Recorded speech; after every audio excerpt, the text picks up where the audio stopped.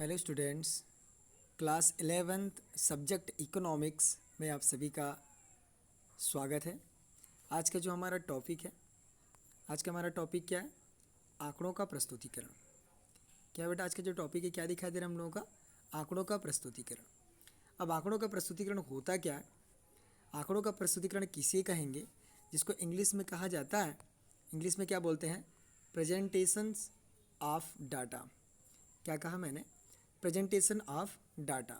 सो इसको अगर हम ट्रांसलेट करें, यदि इसको हम एक एक करके जानना चाहें तो क्या हो जाएगा? सांख्यिकीय सामग्री का वर्गीकरण करने के पश्चात उसे सारणी के रूप में क्या किया जाता है? प्रदर्शित किया जाता है। मान लीजिए हमारे पास जितने भी सांख्यिकी के तौर पर जो संख्या हमने क्या किया है, प्राप्त किया है, उसको किसके रूप में उसको दिखाना होगा? सारणी के रूप में दिखाना होगा, सारणी के रूप में प्रदर्शित करना होगा, जिससे संकलित सामग्री को सरल, सुविधाजनक व संक्षिप्त बनाया जा सके। जो भी हमारे पास सांख्यिकीय सामग्री होगी, क्या कहा मैंने? जो भी हमारे पास सांख्यिकीय सामग्री होगी, उन सामग्रियों को एकत्रित करने के बाद उसको किसके रूप में दिखाना होगा? सारणियन के रूप में या सारणी के रूप में या टेबल के रूप में क्या करना होगा? दिखाना होगा। वही बात ये आ जाता है कि संकलित सामग्री को, कौन सी सामग्री को? संकलित सामग्री को क्या करने के लिए? सरल, सुविधाजनक और संक्षिप्त बनाने के लिए इसको किसके रूप में रखा जाता है? सारणी के रूप में रखा जाता है। किसके रूप में रखा जाता है? कहा मैंने, सारणी के रूप में रखा जाता है। ठीक है। फिर बोलता है, सांख्यिकी में आंकड़ों का उचित प्रस्तुतिकरण बहुत आवश्यक है। किसमें बेटा? सांख्यिकी में। क्या करने को? सांख्यिकी में आंकड़ों का उचित प्रस्तुतिकरण बहुत ही आवश्यक होता है। सही रूप में उसका प्रस्तुतिकरण बहुत ही आवश्यक होता है। यदि सूचना अपूर्ण तथा इसके अभाव में सूचना जो है वो कैसा रह जाता है? अपूर्ण रह जाता है और दोषपूर्ण मतलब गलत रह जाता है। इसी को सांख्यिकी की अनिवार्यता में क्रॉक्स्टन काउडेन ने कहा, स्वयं अपने प्रयोग हेतु या अन्य व्यक्तियों द्वारा प्रयोग किए जाने के उद्देश्य से आंकड़ों को उपयुक्त ढंग से क्या करना चाहिए? प्रस्तुत करना चाहिए। क्रॉक्स्टन काउडेन ने कहा। किसने कहा? क्रॉक्स्टन एवं काउडेन ने कहा कि जब भी आप किसका प्रयोग कर रहे हैं, सांख्यिकी का आप क्या कर रहे हैं, तो स्वयं अपने प्रयोग हेतु या दूसरे व्यक्ति के द्वारा या उद्देश्य से आंकड़ों को उपयुक्त ढंग से क्या करना चाहिए? प्रस्तुत करना चाहिए। सामान्यतः आंकड़े सारणी के रूप में क्रमबद्ध किया जाए या बिंदु रेखीय में उनका चित्रण किया जाता है। यदि सांख्यिकी को या संख्या को आप किसके रूप में प्रस्तुत कर दोगे? सारणी के रूप में प्रस्तुत कर दोगे, है ना? संख्या को किसके रूप में प्रस्तुत कर दोगे? सारणी के रूप में प्रस्तुत कर दोगे, या उसको चित्रमय प्रदर्शन कर दोगे। क्या कहा मैंने? चित्रमय प्रदर्शन कर दोगे तो वह भी आपके लिए कैसा होगा? बहुत ही अच्छा होगा। प्रायः यहाँ पर कहा गया है, आंकड़ों को निम्न 3 ढंगों से प्रस्तुत कर सकते हैं। तो किनके रूप में प्रस्तुत किया जा सकता है? तो सबसे नंबर 1 है किसके रूप में? सारणी के रूप में। किसके रूप में कहा मैंने? सारणी के रूप में, चित्रों के रूप में, और रेखा चित्रों के माध्यम से भी क्या किया जा सकता है? प्रस्तुत किया जा सकता है। किसके रूप में प्रस्तुत किया जा सकता है? कहा सारणी के रूप में, चित्रों के रूप में एवं रेखा चित्रों के द्वारा भी इसको प्रस्तुत किया जा सकता है। अब आगे देखेंगे सारणियन किसे कहेंगे। आगे हम लोग देखते हैं क्या कहा मैंने, सारणियन किसे कहा जाएगा। तो ध्यान देंगे सारणियन किसे कहते हैं।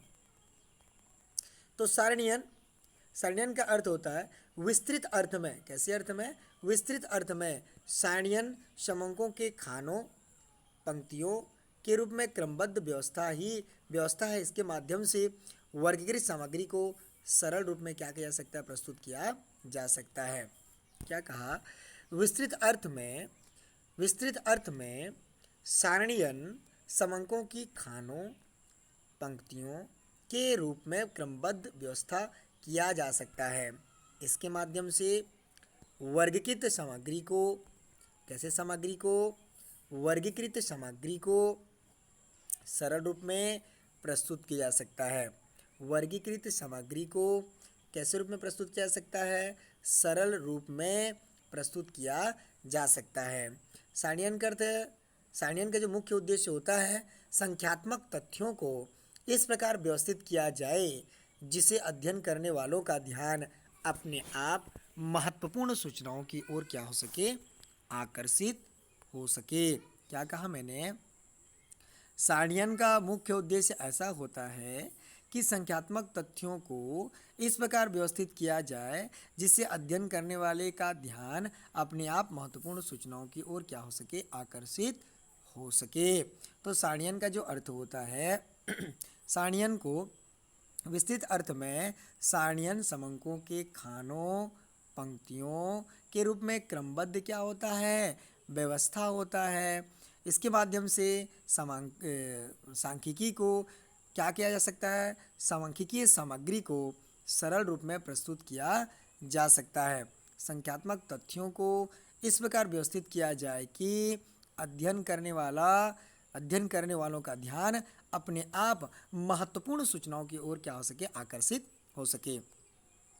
इसमें हमारे जो प्रमुख अर्थशास्त्री हैं उन्होंने अपना अपना क्या दिया है? परिभाषा दिया है। जैसे एल.आर. कार्नर ने कहा कि सारणीय किसी विचाराधीन समस्या को स्पष्ट करने के उद्देश्य से सांख्यिकीय तत्वों का क्रमबद्ध तथा व्यवस्थित प्रदर्शन कहलाता है। क्या कहा मैंने? एल.आर. कार्नर ने कहा कि सारणीयन किसी विचाराधीन समस्या को स्पष्ट करने के उद्देश्य से सांख्यिकीय तथ्यों का क्रमबद्ध तथा व्यवस्थित प्रदर्शन कहलाता है। इसी में अगर मैं बात करूं किसकी? प्रोफेसर ब्लेयर की, तो प्रोफेसर ब्लेयर ने क्या कहा? प्रोफेसर ब्लेयर ने कहा कि विस्तृत अर्थ में समंकों की खानों एवं पंक्तियों में क्रमबद्ध व्यवस्था को ही सारणी कहते हैं। मतलब जो भी आपको समंक दिया रहेगा उन समंकों को खानों पर पंक्तियों में क्रमबद्ध व्यवस्था ही आपका क्या कहलाता है जी? आपका सारणीयन कहलाता है। आपका क्या कहलाता है? मैंने कहा आपका सारणीयन कहलाता है। ठीक है। अब हमको देखना है सारणीयन के उद्देश्य। किसके उद्देश्य देखना है हम लोगों को? किसके उद्देश्य देखना है हम लोगों को? सारणीयन के उद्देश्य देखना है। तो सारणीयन के उद्देश्य, प्रमुख उद्देश्य क्या है? सारणीयन के प्रमुख उद्देश्य निम्नलिखित हैं। क्या क्या है? तो पहला है तुलना में क्या क्या लाना? सरलता लाना। दूसरा क्या है? विशेषताओं का स्पष्टीकरण। तीसरा क्या है? प्रश्नों के उत्तर एक ही स्थान पर प्राप्त हो। और चौथा है न्यूनतम स्थान। पहला क्या बताया मैंने? सारणीयन के प्रमुख उद्देश्य में तुलना में सरलता लाना। दूसरा क्या बताया? विशेषताओं का स्पष्टीकरण। तीसरा क्या बताया? प्रश्नों के उत्तर एक ही स्थान पर प्राप्त हो। और चौथा क्या बताया? न्यूनतम स्थान हो। ध्यान दीजिएगा, तुलना में सरलता लाना सारणीयन का मुख्य उद्देश्य होता है समंकों को क्रमबद्ध ढंग से रख कर उसका क्या करना? तुलना करना। सही बात है। कोई भी संख्या को क्रम में रखोगे, जैसे 2, 4, 6, 8, 10, 12, 14 ऐसे क्रम में रखोगे तो क्रम में रखने पर हम आसानी से क्या कर सकते हैं? तुलना कर सकते हैं। तो तुलना में सरलता लाना का मतलब होगा कि सारणी का उद्देश्य समंकों को क्रमबद्ध ढंग से रखकर उसका क्या करना होता है? तुलना करना होता है। ठीक है। दूसरी चीज़ यहाँ पर आया है विशेषताओं का स्पष्टीकरण।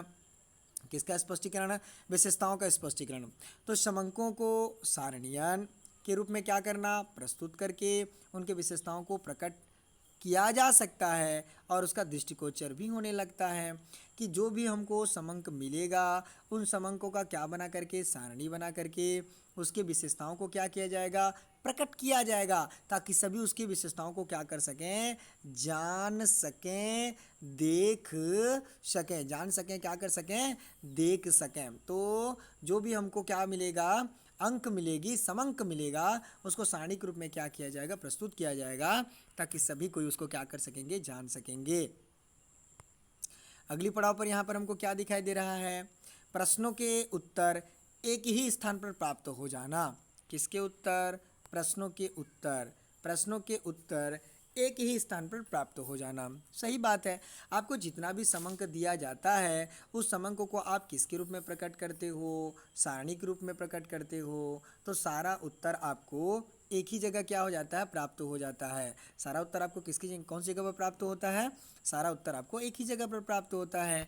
जैसे कि आप मान लीजिए आपको दिया गया है, जो समंक दिया गया है 10, उसके बाद में 15, उसके बाद में आपका 25, उसके बाद में आपका 10, ऐसे दिया हो तो उसको आप एक जगह प्राप्त कर सकते हैं। एक ही जगह क्या कर सकते हैं, प्राप्त कर सकते हैं अंक को। यहाँ पर जोड़ दो, 5 5 10, 10 का 0 हासिल गया 1, और यहाँ पर क्या हो जाएगा 2 और 1 3, 3 2 5 और 1 क्या हो जाएगा आपका 6। हमने एक जगह क्या कर लिया, हाँ उत्तर को हासिल कर लिया, है ना। तो सारणी में जब समंक को क्या कर दिया जाएगा, ऐसे सारणी बना करके समंक को क्या कर दी जाती है, रख दिया जाता है। तो बड़ी आसानी से हम एक ही जगह पर उसके किसको प्राप्त कर लेते हैं बेटा, उत्तर को क्या कर लेते हैं, प्राप्त कर लेते हैं। कोई दिक्कत परेशानी नहीं होता है। अगला जो हमारा टॉपिक है, अगला जो हमारा पॉइंट है वो क्या है, तो अगला पॉइंट है न्यूनतम स्थान। सही बात है। सारणी की सहायता से न्यूनतम स्थान में अधिकतम एवं व्यवस्थित ढंग से समंकों को प्रस्तुत किया जा सकता है। किसके माध्यम से, सारणी के माध्यम से। हमने क्या बनाया, सारणी बनाया। सारणी के माध्यम से हम क्या कर सकते हैं, सारणी के माध्यम से न्यूनतम स्थान में मतलब छोटी जगहों पर अधिकतम और व्यवस्थित ढंग से समंक को प्राप्त किया जा सकता है। किसको प्राप्त किया जा सकता है, समंक को प्राप्त किया जा सकता है। किसको प्राप्त किया जा सकता है, समंक को प्राप्त किया जा सकता है। अगला हम लोग देखेंगे, अगला जो हमारा पॉइंट है वो क्या है, अगला जो हमारा पॉइंट है वो सारणियन का महत्व तथा लाभ। अब सारणी में क्या क्या ऐसे लाभ हैं, क्या क्या उसके हमको एडवांटेज मिलेंगे जब उसका टेबुलेशन का निर्माण करेंगे। तो जटिल समंकों को क्या बनाना, सरल बनाना। सारणी जो है, सारणी की सहायता से जो भी हमारा कठिन समंक होता है, जो भी हमारा कठिन क्या होता है, समंक होता है, उनको हम क्या बना सकते हैं, आसान बना सकते हैं, सरल बना सकते हैं। मतलब जटिल समंकों को क्या बनाया जा सकता है, सरल बनाया जा सकता है। ठीक है। यहाँ पर हम लोग का जो सेकंड पॉइंट है वो सेकंड पॉइंट क्या है देख लेंगे, सरलता। क्या दिया है, सरलता। सारणी के माध्यम से हम किसी भी समंक को बड़ी आसानी से क्या कर सकते हैं, समझ सकते हैं। किसके माध्यम से, सारणियन के माध्यम से बड़ी आसानी से क्या किया जा सकता है, समझा जा सकता है। किसको, जो भी हमको क्या दिया जाएगा, समंक दिया जाएगा, चाहे वो बृहद समंक हो या फिर आपका छोटा समंक हो, हम बड़े आसानी से उसको क्या कर सकते हैं, समझ सकते हैं। उसमें हमको समझने में किसी प्रकार की कोई क्या नहीं होगी, कठिनाई नहीं होगी। अगला जो हमारा पॉइंट है, अगला पॉइंट क्या दिया हुआ है, तुलनात्मक अध्ययन। क्या दिया हुआ है, तुलनात्मक अध्ययन। तो सारणी के माध्यम से दो या दो से अधिक सांख्यिकीय श्रेणियों की बड़ी आसानी से तुलना किया जा सकता है ना। तुलना करने के लिए हमारे पास क्या है, बोला गया है कि जब सारणी रहेगा, मान लीजिए हमारे पास यहाँ पर ये प्रथम सारणी, यहाँ पर द्वितीय सारणी, दो सारणी का हमने क्या किया, निर्माण किया, और दोनों सारणी हमारे पास उपलब्ध हैं। तो दोनों सारणी का हम आसानी से देख कर क्या कर सकते हैं, तुलना कर सकते हैं। तो सारणियन के माध्यम से दो या दो से अधिक सांख्यिकीय श्रेणियों की आसानी से क्या किया जा सकता है, तुलना किया जा सकता है। अगला जो हमारा पॉइंट है वो क्या है, सांख्यिकीय विश्लेषण। बिल्कुल, सारणियन के सहायता से सांख्यिकीय अध्ययन सरल हो जाता है।